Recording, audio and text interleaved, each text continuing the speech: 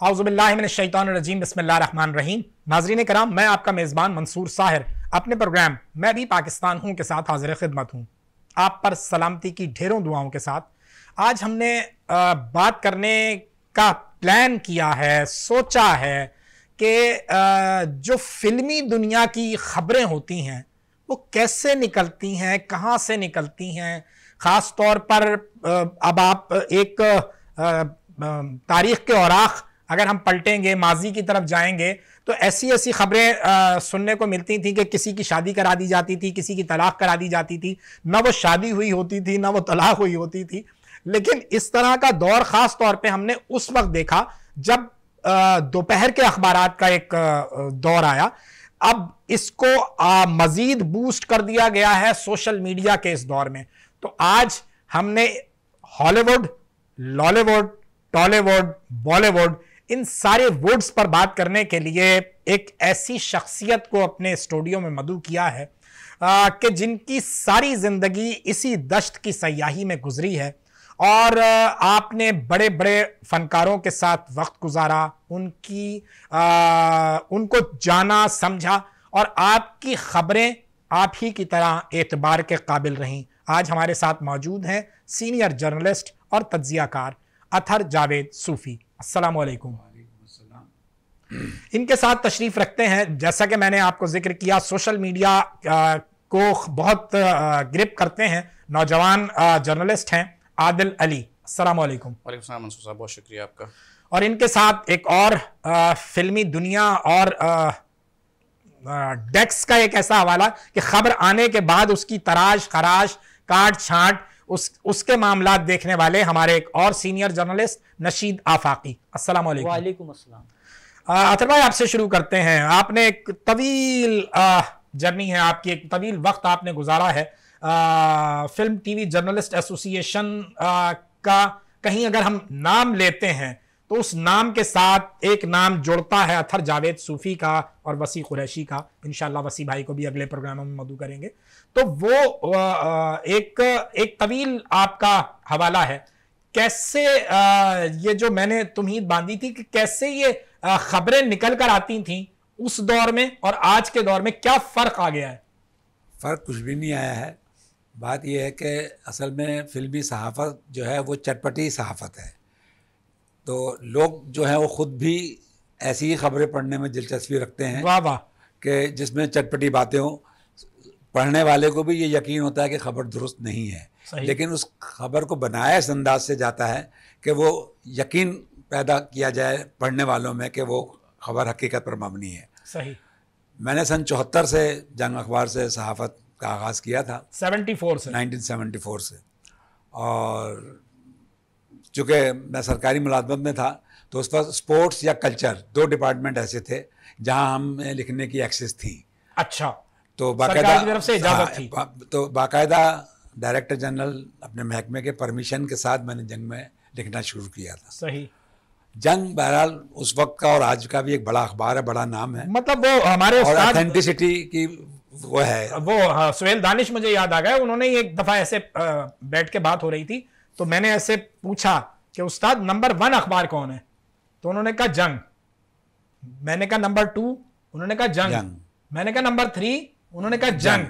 उन्होंने कहा कि मंसूर नंबर 1 से लेकर नंबर 10 तक जो है वो जंग है, 11 के बाद फिर पूछो कि 11वें पे कौन आता है। हकीकत है। अखबार जहां का भी यही सिलसिला था। जी बिल्कुल। मुझे ये एजाज हासिल रहा कि मैंने जंग, अवाम, अखबार जहां तीनों में लिखा है माशाल्लाह। तो जहाँ तक फिल्मी सहाफ़त का ताल्लुक है तो लोग चूँकि चटपटी खबरें पढ़ना चाहते हैं। गॉसिप की जहाँ तक बात है तो फनकार खुद अपने बारे में ऐसी खबरें छपवाते हैं। आहा। मैं नाम मेंशन नहीं करूँगा, लेकिन 2-3 फनकार तो ऐसे हैं जिन्होंने मुझसे फरमाइश करके कहा कि यार मेरी फलां के साथ शादी की खबर छाप दो। अरे वाह वाह वाह वाह। फिर आपने छाप दी? छाप दी। फरमाइशी प्रोग्राम भी चलता है? हाँ। अच्छा। वो इवनिंग का अखबार है, उसमें छप सकती थी, जंग में मुमकिन नहीं था। सही है। तो उसमें छापी हमने। अगले दिन उन साहब का फ़ोन आ गया, वो भी जानते थे। यार मुझे कम से कम फ़ोन करके पूछ तो लेते। तुमने छुप के शादी कर ली, हमें क्या पता। उनको तो हमने यही जाहिर किया। और अब तुम बता रहे हो तो तुम्हारी तरदीद भी लगा देते। तुम कह रहे हो तो नहीं की तो सर्दी छात पे कह रहा नहीं यार रहने दो।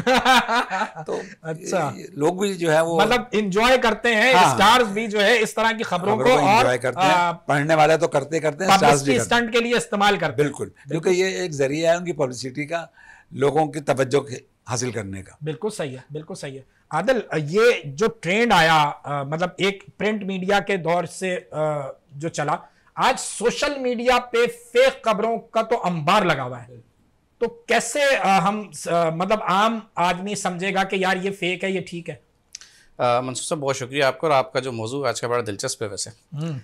एक चीज़ जब मेरे सीनियर से मुझे मालूम हुई वो ये कि दौर चाहे सन 74 का हो, 84 का हो, 94 का, 2024 हो, ट्रेंड वही है कि लोगों को जो है वो पब्लिसिटी चाहिए और लोगों को चटपटी खबरें चाहिए। हाँ, अब इसमें सबसे बड़ी चीज़ समझने की है कि लोगों को पब्लिसिटी स्टंट के लिए फैब्रिकेशन उस वक्त भी थी, फैब्रिकेशन अब भी है। पहले ये था कि आपके पास ज़राए अबलाग मालूमात के ज़राए कम थे, तो आप किसी न किसी सहाफ़ी के मोहताज थे, किसी को दरख्वास्त कर दी, किसी को बोल दिया। अब आपके पास एक तो मोबाइल डिवाइस अपने हाथ में, और दूसरी बात ये कि अब आप सहाफ़ी के मोहताज नहीं है, आप तो अभी आप चैनल के मालिक हैं। नहीं, अब तो आपको अपने चैनल बनाए हुए, एक घर में 4-4 लोग हैं, 5 चैनल है। मोबाइल ने आपको ना लाइसेंस टू आस्क दे दिया। सहाफ़त एक अजीम पेशा है, शोबा है, इसकी तदरीस है, तालीम है, लेकिन उसकी वो जो सीख थी वो ख़त्म हो चुकी है। मोबाइल ने आपको कब लाइसेंस टू आस्क दे दिया, आप सिर्फ सवाल कर सकते हैं, कोई भी सहाफ़ी है। तो अब आप सिर्फ आज के दौर में इतने मोहताज नहीं है कि आप किसी को बोलेंगे मेरे मुतालिक कोई प्रोपेगेंडा क्रिएट कर दे या किसी के साथ मेरी तस्वीर लगा के, ये सारे काम मोबाइल पर खुद कर सकते हो। और आजकल उनको पकड़ना भी बहुत। रही बात ये कि जो जाली खबरें, जिस बंदे का कोई ना कोई एजेंडा होता है, उसको नज़रों में आना होता है, मेन स्ट्रीम पे आना होता है, कोई ना कोई इसको ऐसी अपने हवाले से कोई ना कोई अचीवमेंट चाहिए होती है कि जहाँ पे उसको पब्लिक एक्नॉलेजमेंट चाहिए। तो ये मुआशरा बदकिस्मती से इतनी ज़ब्बू हाली का शिकार है कि यहाँ पे हम दानिशमंदी को कभी भी क्या कहते हैं एक्नॉलेज नहीं करते। हम किसी की अकल दानिश की कही हुई बात को पसंदाज कर देंगे।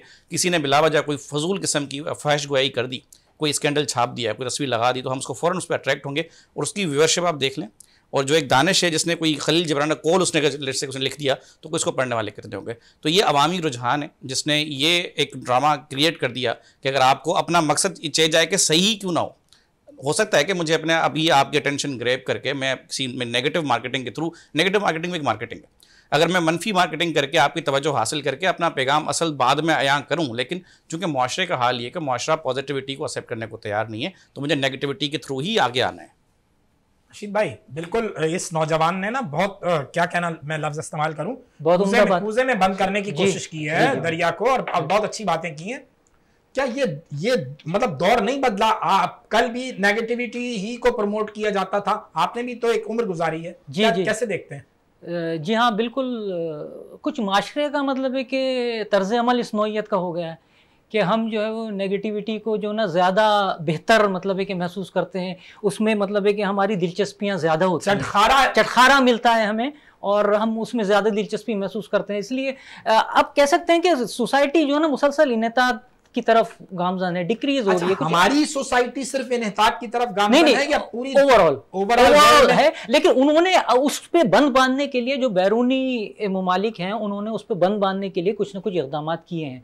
हमने उसको जो है ना मादर पिदर आज़ाद छोड़ दिया है, वो जो चाहें मतलब ये कि करें।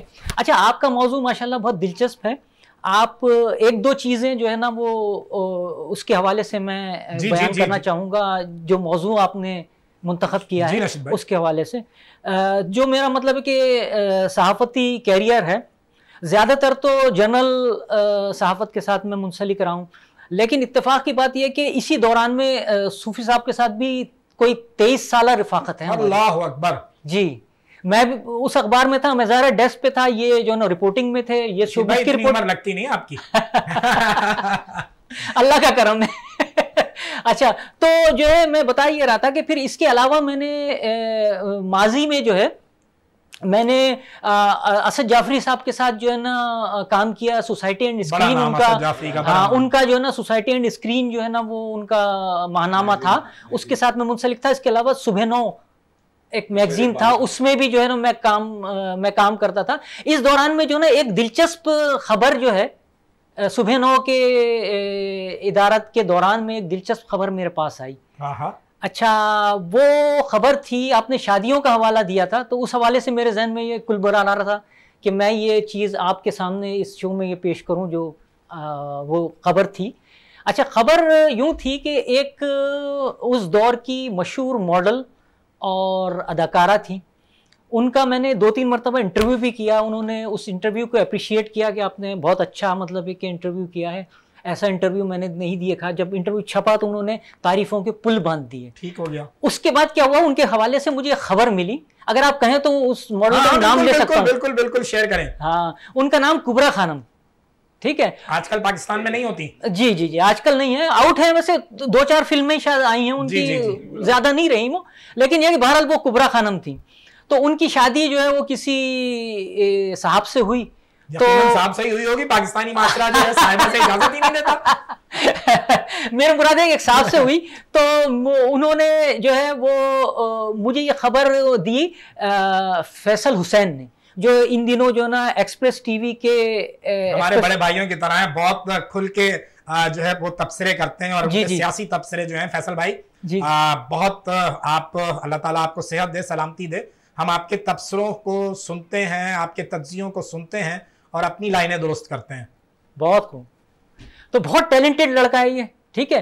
तो इन्होंने मुझे जो है ना वो खबर दी, तो वो खबर हमने छापी कि भाई और ये किस अखबार की बात हो रही है? ये सुबह नौ की, सुबह नौ में छापी। ये कोई अर्ली 90s का दौर है। तो उसमें वो खबर छापी मैंने। छापने के बाद क्या हुआ कि अगले रोज जो है वो कुबरा खानम का फोन आ गया। फोन आने के बाद जो है वो उन्होंने मुझे जो है ना बुरी बुरी गालियां देना शुरू कर दी। जी हैं, बुरी बुरी गालियां देना शुरू कर दी उन्होंने। तो मैंने कहा कि भाई देखें, आप मुझे जानती नहीं, मैंने आपको कई इंटरव्यूज किए हैं, और ये कहता तुम्हारी ये सब कह नहीं सकता मैं, ठीक है। तुम्हारी जब जो करेंगे ना फिर आपसे बुलवा लेंगे बीप लगा के। तो वो इस तरह की मतलब उन्होंने गालियां जो मर्दाना गालियां दी आपको। हाँ बिल्कुल लिटरेरी गालियां दी उन्होंने, जबकि वो खबर सच्ची थी। जबकि खबर सच्ची थी, ठीक है। उसके बाद क्या हुआ कि जनाब वो उन्होंने कहा कि मुझे जो ना उस आदमी का नाम चाहिए जिसने ये खबर आपको दी। सही, ठीक है। तो हमने कहा भाई हमारी जो ना सहाफत इस बात की इजाजत नहीं देती है कि हम अपनी सोर्स को जो ना मतलब उसको डिस्क्लोज नहीं करें, ये हमारी एथिक्स के खिलाफ है। मैंने उनको साफ तौर पे बोल दिया। तो मैंने कहा ये तो एक अच्छी बात है, आपकी शादी हुई है तो हमने किया, तो तुमने बोलने के तुमने तो शादी की खबर छाप के मेरी ऐसी की तैसी कर दी, मेरा कैरियर खराब कर दिया। ऐसी की तैसी जरा ऐसी की तैसी हम मीडिया पे कह सकते हैं, उसके अलावा जो जी जी जी जी मुझे अंदाजा है मुझे अंदाजा है। तो उन्होंने ये बातें की। तो फिर उसके बाद क्या हुआ, मैंने फैसल से जिक्र किया। मैंने कहा कि फैसल लेकिन ये कि हम जो है ना इसको डिस्क्लोज नहीं करेंगे, ठीक है। उसके बाद क्या हुआ कि जिनसे उनकी शादी हुई थी वो साहब जो है वो दफ्तर से ले आ गए। अच्छा। अपने गार्ड्स वगैरह के साथ।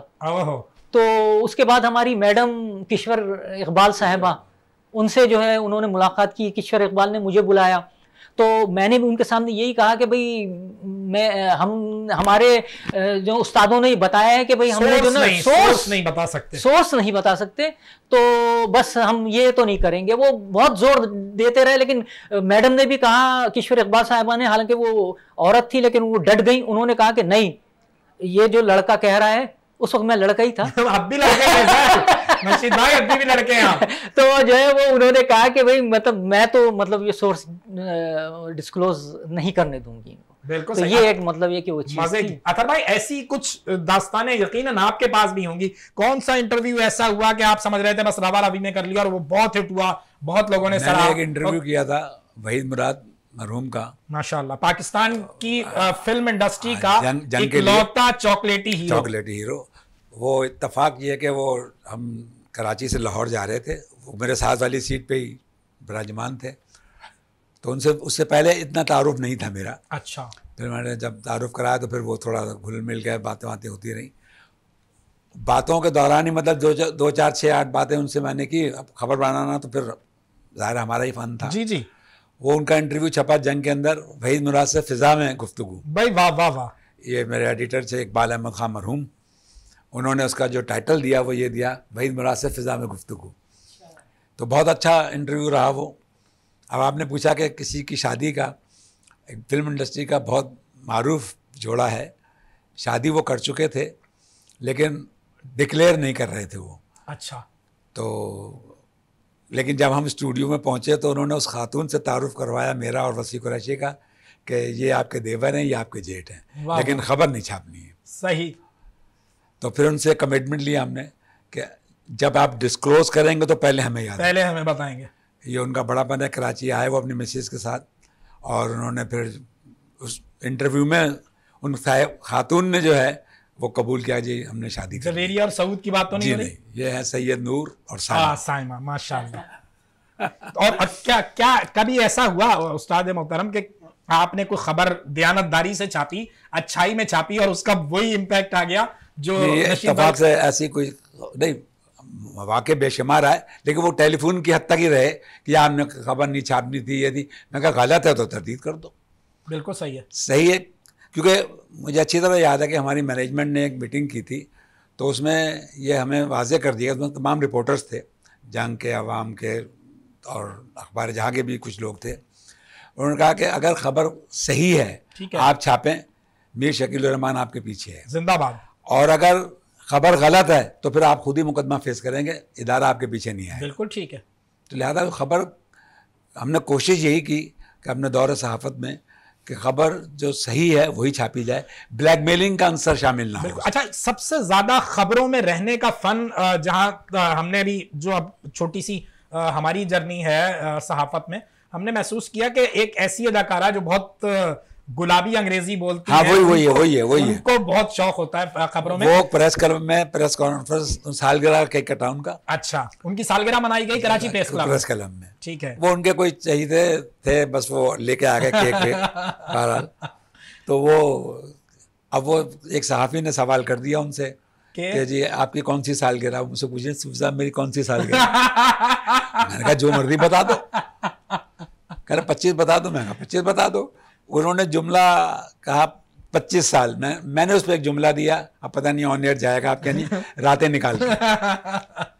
बिल्कुल। अच्छा, उस पर कहा सामने तो लग गया, उनके समझ में नहीं आया। बाद में मुझसे उसने पूछा कि आपने क्या जुमला कहा था। असल में वो उस वक्त जब ये सालगिरह मनाई गई उनकी, और वो जब थी तो वो 25 साल उनको इंडस्ट्री में आए हुए हो गए थे। तो वो मैंने कहा, मैंने ये कहा था रातें निकाल के। बोला ऐसा क्या मतलब? मैं कहा 25 साल की रातें, 25 साल के दिन, 50 साल हो गई आपकी उम्र। बिल्कुल सही। आदिल, ये जो सोशल मीडिया का प्लेटफॉर्म है, यहाँ आजकल कौन से अदाकार हिट हैं, और मतलब उनके हिट होने की क्या वजह? जैसे जब प्रिंट मीडिया का दौर था या इलेक्ट्रॉनिक मीडिया का दौर तक भी, तो वो गुलाबी अंग्रेजी वाली जो हीरोइन है हमारी, वो तो बहुत हिट रही। आज सोशल मीडिया में कौन है जो इसकी नब्ज से खेलते हैं? अच्छा, मैं पहले अपने नशीद साहब की बात से एक बात का जवाब दूंगा। बात हो रही थी सोसाइटी के इन्हतात की, माशरे के इन्हतात की। आपने बात की थी कि क्या सिर्फ हमारे यहाँ ही माशरे में इन्हतात है या ये बैरून दुनिया में भी है। मैं उस वक्त मैंने इंटरप्ट नहीं किया, और बाद में भी देखें, बात ये है कि ये जो इन्हतात का सिलसिला है ना, ये एक एहसास कमतरी का वो है। जो मुआशरा एहसास कमतरी का शिकार है, अगर आप मेरी जगह बिल गेट्स को बिठाते आज, ठीक, तो वो शायद एक आम टी शर्ट में चला आता, वो जॉगर पहन के वॉक करके आया, तो मेरी तरफ सूट पहन के ना बैठा होता। और हमने ऐसी कई तस्वीर देखी हैं कि जो बड़े बिलियनर्स हैं, मिलियनर्स हैं, वो बर्गर लेने के लिए क्यू में खड़े हुए हैं, या और इसी तरह के एक्टिविटीज कर रहे हैं। हम तो रमजान के दिनों में भी असर की नमाज पढ़ने के पढ़ के दही के लिए भी अपनी पिचारों दूध वाली दुकान पर लगाने वाली। तो देखें, हमारा तो एहसास कमतरी का आंसर इतना शदीद बढ़ चुका है कि हम वो दिखाने को मजबूर हैं जो हम हैं नहीं। तो जब हम जो है नहीं वो दिखाएंगे तो फिर हम दूसरों को फॉलो करेंगे। फॉलो करते करते हम उस असल से भी आगे निकल के जो कि उस चीज़ के बानी हैं।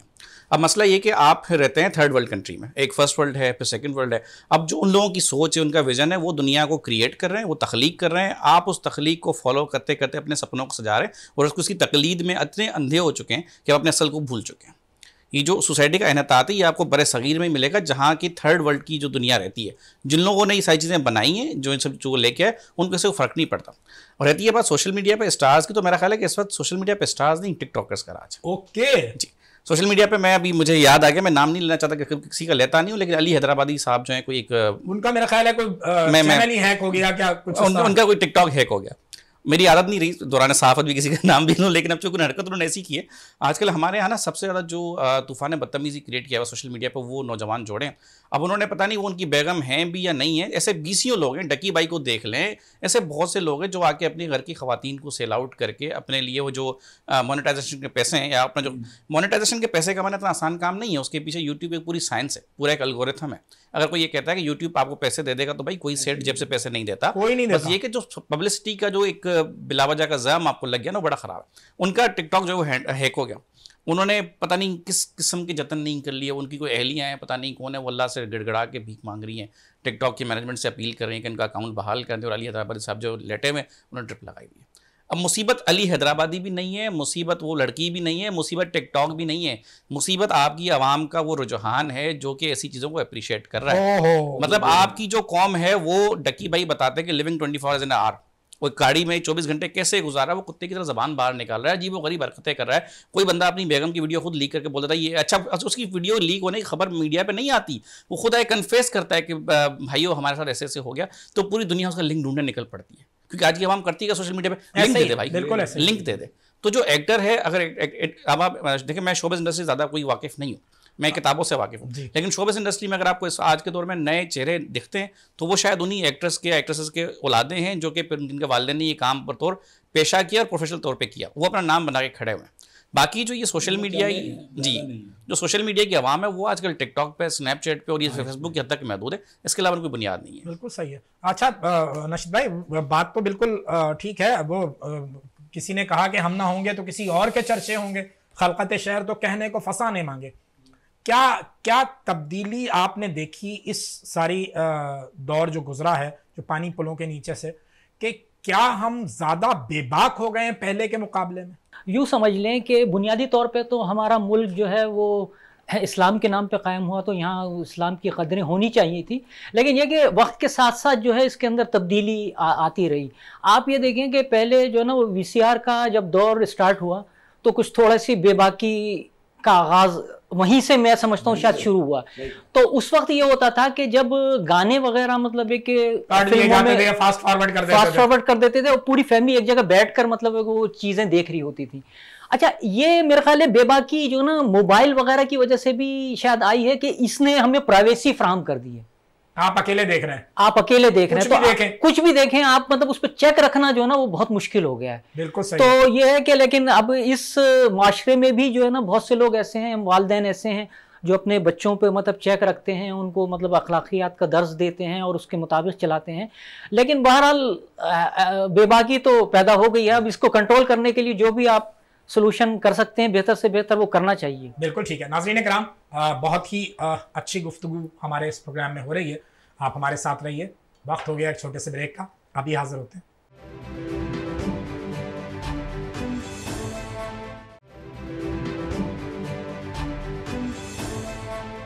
हम चूंकि आपकी एक तवील जर्नी है, बहुत आपने वक्त गुजारा है इस इंडस्ट्री में, बहुत ही बड़े आर्टिस्टों को बहुत करीब से देखा है। कौन से ऐसे सुपरस्टार्स थे कि जो बहुत हम्बल थे, बहुत इंसान दोस्त थे, और कौन ऐसे थे कि जो बहुत प्राउड थे, वो जरा भी जानना चाहेंगे मैं अपने देखने सुनने वालों के लिए। मोहम्मद अली साहब प्राउड नहीं थे। मोहम्मद अली साहब प्राउड नहीं थे। दीबा बेगम, ज़ेबा बेगम, माशाल्लाह, हबीब साहब, सुल्तान राही हिमसेल्फ। और बताते हैं वो सुल्तान राही के हवाले से मैं कहीं पढ़ रहा था कि वो सहारनपुर के रहने वाले थे और वो पंजाब से बाकायदा नहीं थे, लेकिन उसके अंदर खुदा खौफी ये थी कि मक्का मुकर्रमा में और मदीना मनव्वरा में वो शख्स नंगे पाँव, सुभान अल्लाह, मैंने खुद देखा उसको 2 दफ़ा, वहाँ पे मैं भी उन दिनों में वहीं पर मौजूद था। तो उससे मैंने पूछा, सही, हालांकि गर्मी शदीद थी, कारण इस आका के शहर में मैं चप्पल नहीं पहन। अल्लाह अकबर। ऐसे लोग भी, उनकी बनाई हुई मस्जिद आज भी स्टूडियो में मौजूद है, लोगों नमाज। और ये भी सुना है मैंने कि बहुत सारे ऐसे घराने थे जहां वो बाकायदा, मैडम नूरजहां वो भी बेशुमार घरानों को सपोर्ट करती रही हैं। और क्या दिन मिला था मैडम को? 27वीं शब थी रमज़ान की। तो ऐसा है कि काफ़ी लोग हैं, ऐसा नहीं कि सारे ही मगरूर हैं, चंद एक मगरूर भी हैं, तो उनसे हमने खुद मिलना पसंद नहीं किया।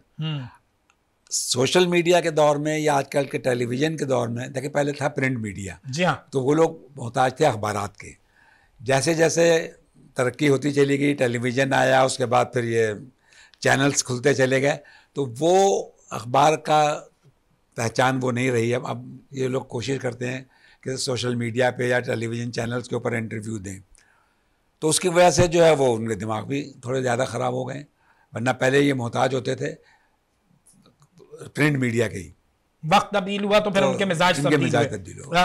जो वक्त गुजरने के बाद हीरोइंस आई, जो सेकंड जनरेशन आई है, जिसमें मीरा है, जिसमें रीमा है, जिसमें और अखलाक के तौर पे ये भी मगरूर नहीं है। सविया खानम थी, मुसर्रत शाहीन थी, मुसर्रत नज़ीर थी, इन सबके साथ दौर हमने इनके साथ गुजारा है। और ये जो सेकंड जनरेशन आई ये थोड़ी सी मगरूर है। अच्छा। ये इसमें कोई शक नहीं है, क्योंकि ये इनको मतलब मीडिया की वैसे तो ज़रूरत रहती है, लेकिन वो कहते हैं कि अखबार को क्या करना है हमने, बस ये चैनल के ऊपर हम बोल देंगे काफ़ी हमारे लिए।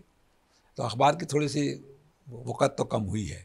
अखबार ने तो यकीनन जब नए एलिमेंट्स आ गए तो उसी वजह से आप देखें आजकल तमाम अखबारों की सर्कुलेशन भी कम हो गई है। क्योंकि जो खबर आप कल पढ़ेंगे वो चैनल पे आपको 15 मिनट बाद नजर आ रही होती है कि क्या हुआ है।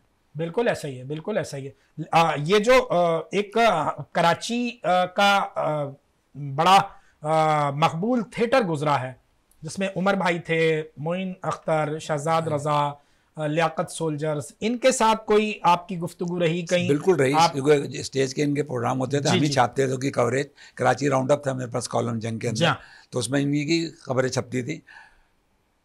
ड्रामा असल लाहौर में था, जो थिएटर है, यानी स्टेज ड्रामा असल लाहौर है। यहाँ भी शुरू में जो, अगर आप नाम याद हो चंद एक, शुरू में उन लोगों का दौर था जिन्होंने ड्रामे को रखा था इधर।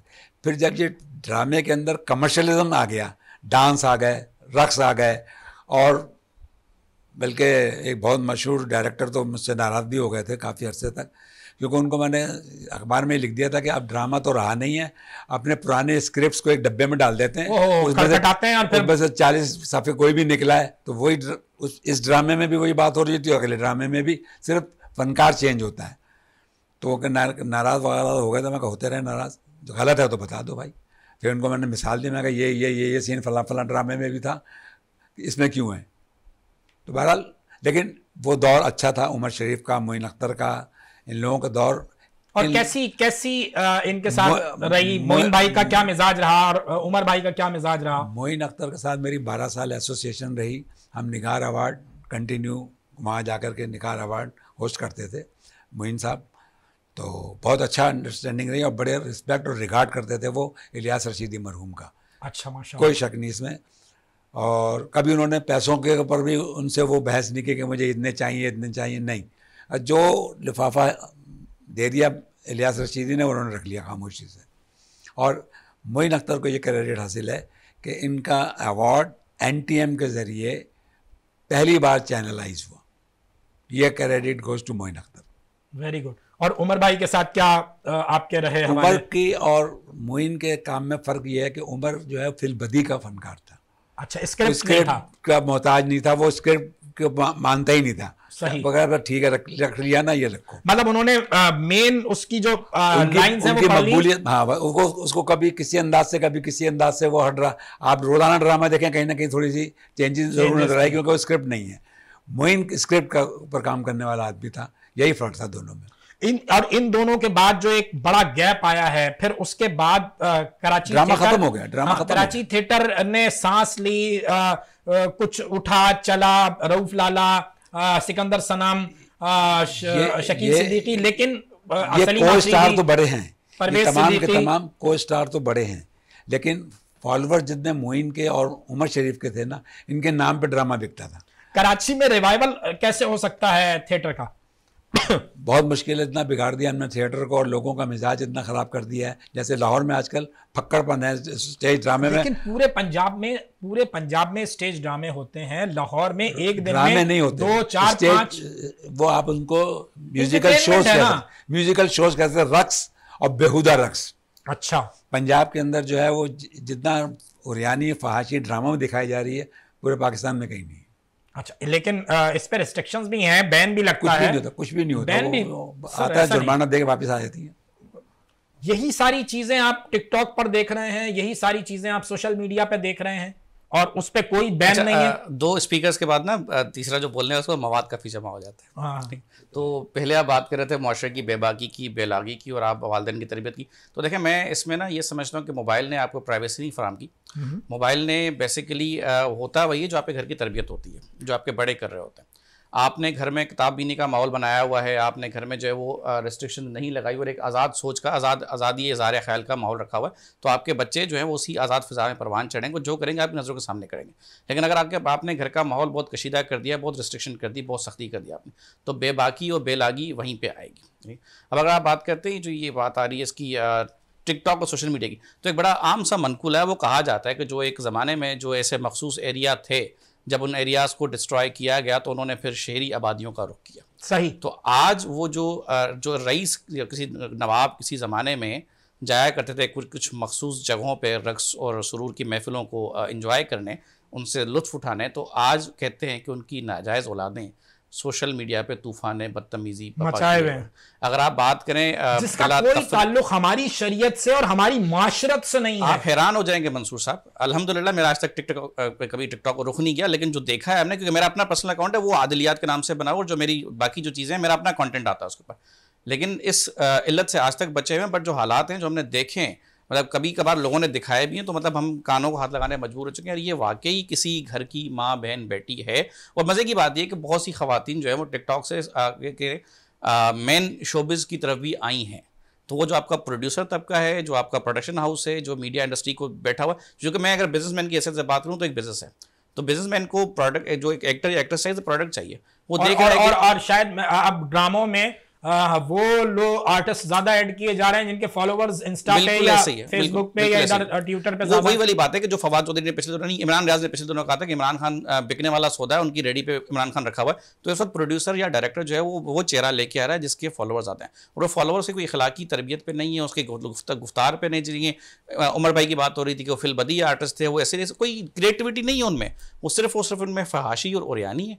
और अभी थोड़ी देर पहले मैं कुछ देखता हुआ आ रहा हूँ कि आज हम उस दौर में पहुँच चुके हैं जहाँ पे अपनी माँओं बहनों को अपने घर के अफराद, बाप भाई, बच्चों से भी जो है वो ख़तरा है। ख़तरा दरअसल हम मर्दों से नहीं है, मेरे बाप से, मेरे भाई से नहीं है। मसला ये कि अपनी जो ख़वातीन है उनका जो लिबास है, ये समाजी पहलू है, समाजी बुराइयां, इन पे बात होनी चाहिए। मेरा ख्याल है ये प्लेटफॉर्म है जहाँ से ये बातें आवाज़ें उठनी चाहिए। बिल्कुल। अब जो हमें अपने मामला ठीक करने पड़ेंगे। जो घरेलू लिबास हैं जो ज़ेबतन आप कर रहे हैं, उनकी जो हालत है वो इतनी नाजुक है कि अब आपको अपने घर वालों को आपसे और आपको उनसे जो है वो पर्दा करने की ज़रूरत है। ये हमारे माशरे का हाल हो चुका है। बहुत तकलीफ दे।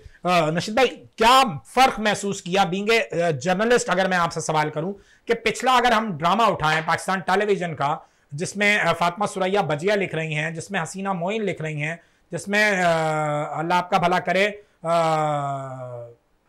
अनवर मकसूद हैं, मतलब बेशुमार ऐसे बड़े नाम हैं जिन्होंने, यूनुस भट्ट हैं, तो इनके काम के बाद जो ड्रामा तब्दील हुआ वो कहाँ पहुंचा है आज ड्रामा?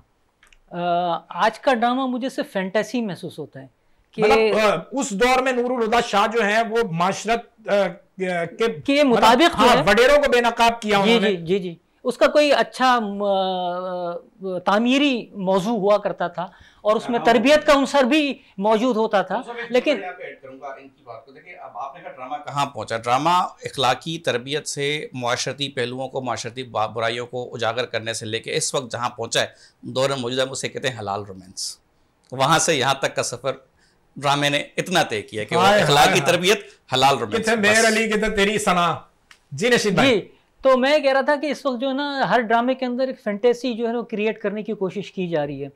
अब मिसाल के तौर पर एक अभी जो है ड्रामा चल रहा है, वो उसकी स्टोरी एक बहुत बड़े राइटर लिख रहे हैं, लेकिन मुझे कुछ बड़ा अजीब व गरीब वो मतलब है कि उसकी स्टोरी जिसमें आपने कत्ल, गारत गरी, गुंडागर्दी वगैरह दिखाई हुई है। नहीं, वो नहीं है। उसमें कुछ इस नौइयत का है। उसके अंदर जो उसका हीरो है वो बेसिकली गुंडा है। वही बता रहा हूँ ना। अच्छा, तो वो गुंडा है और उसको जो है ना वो एक टीवी की एंकर पर्सन जो है अचानक पसंद करना शुरू कर देती है और अपने जो है ना डिप्टी कमिश्नर मंगेतर को छोड़कर जो है उसके साथ जो है वो अफेयर जो है चलाती है। तो अब इससे जो है आप सोच सकते हैं कि वो ड्रामे जो आप जो है वो फातिमा सुरैया बजिया के ड्रामे थे, हसीना मोइन के ड्रामे थे, तरबियत का एक हिस्सा होता था, उससे बच्चियां जो है तरबियत हासिल करती थी। उसके बजाय इन ड्रामों को देखकर बच्चियां क्या तरबियत हासिल करेंगी? और अगर हमारा माशरा जो है ना नीचे की तरफ जा रहा है तो उसकी बुनियादी वजह यही है कि रिश्ते हैं उनको पामाल कर दिया गया। बिल्कुल रिश्तों खत्म करके सब कुछ ड्रामे में दिखाया जा रहा है। और एक चीज और है, और एक चीज और है कि वो जो मतलब ये कि उसके अंदर अफेयर्स दिखाए जाते हैं, ऐसे रिश्तों के बारे में जिनके बारे में, नाजुक रिश्तों के बारे में जिसके बारे में कभी तसव्वुर हमारा माशरा नहीं कर सकता, हम ना हमारा दीन इस बात की इजाजत देता है, लेकिन वो ऐसे लोगों के साथ आपस में जो है वो अफेयर्स दिखाते हैं कि जो मतलब खतरनाक सूरत हाल है। आप ये जो पाकिस्तान टेलीविजन के दौर की बात निकली, आपने वो दौर देखा है। ठीक है, आपने मतलब एक वक्त था कि वो ऐसे शाहकार ड्रामे, ऐसे शाहकार सीरियल तख्लीक हुए। किन अदाकारों के साथ बात करके मजा आता था? क्या वक्त तब्दील हुआ? आज जैसे आपने कहा कि वो प्रिंट मीडिया, कभी कोई वाकया ज़हन में है जिसमें आपने प्रिंट मीडिया की अहमियत को वहां मनवा लिया हो और वहां उनको? प्रिंट मीडिया की अहमियत उस दौर में हमेशा से रही है। उस दौर में कोई इस तरह का वाकया है कि किसी स्टार के साथ? तमाम देखें, जितने भी फनकार थे हम उनके फन पे लिखते थे, उनकी जाती जिंदगी पे हमने नहीं लिखा। बिल्कुल ऐसे ही। जाती जिंदगी को हमने कभी टच ही नहीं किया। फन के ऊपर लिखो, उस पर तनकीद करो या वो, लिहाजा वो असल में वजह ये थी कि पहले ड्रामा में प्रोफेशनल लोग थे। अच्छा। फिल्म इंडस्ट्री का भी यही हाल था कि पहले प्रोफेशनल, देखिए एक फिल्म साज को 22 शोबे हैं फिल्म के मुख्तलिफ, जब तक उसको उस पर दस्तरस हासिल नहीं होगी वो फिल्म कैसे बनाएगा। अब फिल्म प्रोड्यूसर्स नहीं रहे या ड्रामा प्रोड्यूसर्स नहीं रहे, अब फाइनेंसर्स आ गए हैं।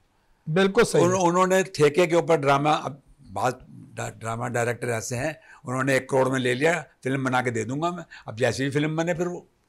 पहले ऐसा था कि वो रेडियो पाकिस्तान या टेलीविज़न के ऊपर पहले ऐसे लोग थे कि जो जिनका शीन, काफ, लबो लहजा, अंग्रेज़ी का कोई लफ्ज़ शामिल नहीं होगा। जब आप उर्दू ड्रामा है या उर्दू वो कर रहे हैं, पढ़ रहे हैं, तो उसमें कई अंग्रेज़ी के लफ्ज़ हैं। आज आप देख लें, अंग्रेज़ी, पंजाबी, सिंधी सब मिक्स चला रहे हैं। एंकर्स भी वही काम कर रहे हैं और फनकार भी वही काम कर रहे हैं। पहले एक तरबियत का भी हिस्सा होता था। तरबियत अब नहीं है। अब तरबियत नहीं, अब फनकार खुद ही फनकार है वो। और वो जो आपने बात की कि जब वो प्रोड्यूसर आया, उसने डायरेक्टर को कहा कि मियाँ जी 12 सीन निकाल लें, 13 निकाल लें, 15 निकाल लें, 17, उसने एक दौड़ लगाई हुई है। फिल्म इंडस्ट्री की तबाही, जो बर्बादी हुई है, एक तो डबल वर्जन फिल्मों की वजह से हुई है पाकिस्तान में। दूसरे एक मैं आ रहा था उसी तरफ, आपने अच्छा वाह जिक्र छेड़ दिया। एक वाह ग्रुप होता है लाहौर के अंदर, बाबा वाह वाह, वो ये करता था ग्रुप के ये लोग फाइनेंसर ढूंढ के लाते थे, किसी दूध वाले को, किसी उसको, फिल्म बन रही है। अब वो फिल्म वहाँ बनती थी 4 आने, 6 आने, 8 आने, ये तरतीब थी फिल्म की। अब स्टूडियो में उसको रशेस दिखाने के लिए लेकर के आए उस साहब को जिन्होंने पैसा लगाया हुआ है। अब वहाँ पे 10-20 लोग पैसे दे के हर सीन पे वाह बोलते थे वो, वाह हर सीन पे, और वो चौड़ा हो रहा है। फिल्म कुछ भी नहीं, फिल्म लगने के बाद दूसरे डब्बे में चली जाए, उनको इससे परवाह नहीं। उन्होंने अपनी रोटियां सीधी कर ली, अपनी बोटी के चक्कर में उसका बकरा ज़ाया करा दिया। हो। अच्छा, अब ये समझते हैं कि आप फिल्म जो पाकिस्तान में डूबी बिल्कुल ही तकरीबन ऑलमोस्ट फ्लैट हो गई है। पंजाबी फिल्मों का दौर, क्या वाकई इस बात को हम समझेंगे कि पंजाबी फिल्म जो थी वो सुल्तान राही के बाद बेवा हो गई? कह सकते हैं। हालांकि सुल्तान राही के रूप के अंदर शान को बड़ा मारा, शान को मारा, सऊद को मिलाए, बेशुमार तजर्बे किए, लेकिन मोहम्मद राना, लेकिन वो नहीं चल सके वो लोग। सुल्तान राही थोड़ा सा टाइम, मतलब उन्होंने सिर्फ टाइम ही गुजारा। हाँ। वो सुल्तान राही तो कोई भी नहीं बन पाया। फिल्म इंडस्ट्री जो है ना, उसके अंदर सूरत हाल ये थी कि फिल्म इंडस्ट्री जब डिक्लाइन हुई, उसकी 2-3 वजूहात हैं, बल्कि सबसे मेन वजह जो है वो ये है कि सिनेमा नहीं है हमारे पास। 52 हफ्ते हैं, 52 फिल्में तो चाहिए कम से कम, 7, 8, 10, 12 फिल्में बन रही हैं, तो कहाँ से सिनेमा की खपत पूरी होगी। फिर सिनेमा उन प्राइम जगहों पर थे जहाँ आज मार्केट वैल्यू उस सिनेमा से, उसकी कीमत, वहाँ फ्लैट बन गए, मार्केट बन गई, शॉपिंग प्लाजा बन गए, मास सिनेमा ख़त्म हो गए। इंडिया में आज भी फिल्में कामयाब इस वजह से हैं कि वहाँ लो बजट के टिकट के ऊपर 100 रुपये का टिकट है, 150 का टिकट है, 200 का टिकट है, उस पर सिनेमा चल रहे हैं, लोग फिल्में देखने आ रहे हैं। पाकिस्तान में ये अलमिया है कि इस बार 1800, 1200, 800, 1000 का टिकट है। अब आप एक फैमिली के साथ 4 आदमी अगर जाएं, 10,000 रुपये चाहिए फिल्म देखने के लिए, कैसे अफोर्डेबल? जी बिल्कुल भी नहीं, इसीलिए बारे का सौदा नहीं है। उस ज़माने में मौला जट 3 रुपये 65 पैसे टिकट होता था, एयर कंडीशन क्लास का, ऊपर गैलरी का। वाह वाह।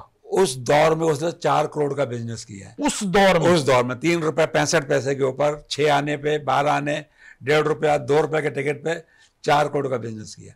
आज आप उसका अंदाज़ा लगा लें कि अगर ये 1200 का टिकट बेच के, 1000 का टिकट बेच के कितने 1 करोड़ का भी बिजनेस कर रहे हैं तो फिर कुछ भी 50 करोड़ का भी कर रहे हैं तो उसके मुकाबले में नहीं। बिल्कुल ऐसा ही है, बिल्कुल ऐसा ही है। आखिरी 2 मिनट रह गए हैं आदिल हमारे पास।